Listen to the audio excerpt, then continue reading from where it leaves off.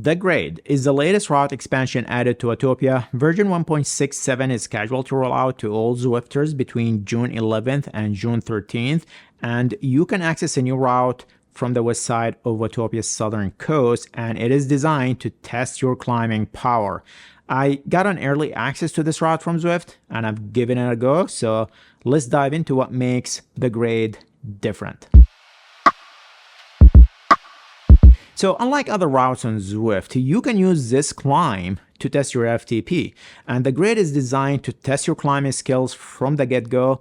The first section, my favorite, is a steep, straight climb with no brakes. It's just you versus gravity with some wildlife for distraction. And from there, the roads start twisting and turnings, taking you to the backside of the epic KOM. And as soon as you enter the route, your average power appears on the screen, and you'll get your new FTP once you reach the top of the climb. Zwift has leveraged its massive FTP datasets to create a formula that estimates your FTP. Whether it takes you 8 minutes or 30 minutes to finish, you'll get your FTP calculation at the top, and 8 minutes is the minimum time that you have to do to get a new FTP calculation. I had to fit this test right after my long run last Friday, so my legs were trashed and they were not up to the task. So I'll have to give this ride or this test another go another day.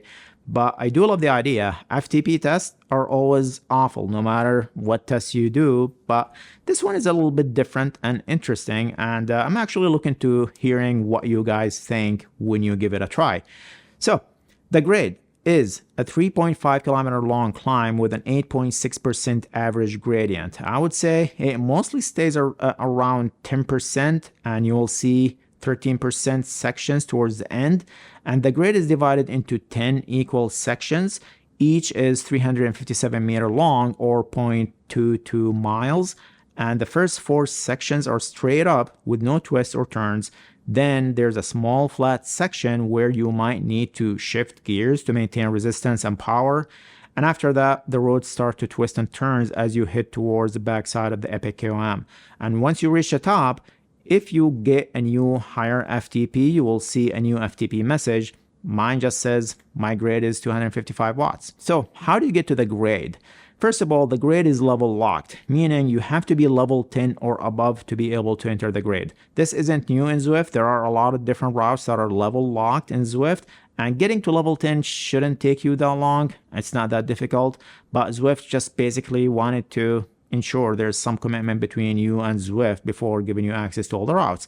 However, there are no restrictions if you join an event like any monthly mission or some club events. Zwift created 8 new routes to this expansion, giving you 8 new badge opportunities to unlock. And here are all the new routes you can access, and I'll display them here on the screen somewhere, and you can see these new routes on the Watopia map. So for FTP testing, I would recommend using the elevation evaluation route. This gives you an approximately 1.7 miles to warm up before you start climbing, or you can warm up somewhere in a flat section in Watopia and then go and select the Oh Hell No route, which replaces places you right at the beginning of the climb. So overall, I really like the concept. FTP testing can be a nightmare no matter what test you do.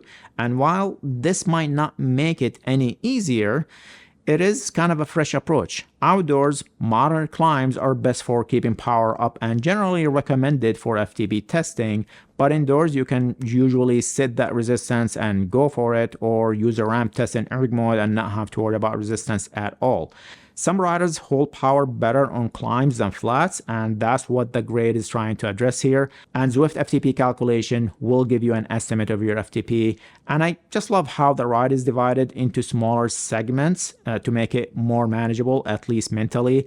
And that progress bar is a nice addition as well that can be good or bad depending on how you use it. I do recommend setting the trainer resistance to 50% or lower in the Zwift setting just to give yourself additional gears to keep that cadence higher. You still have to put out the same power no matter what to go up the Grade.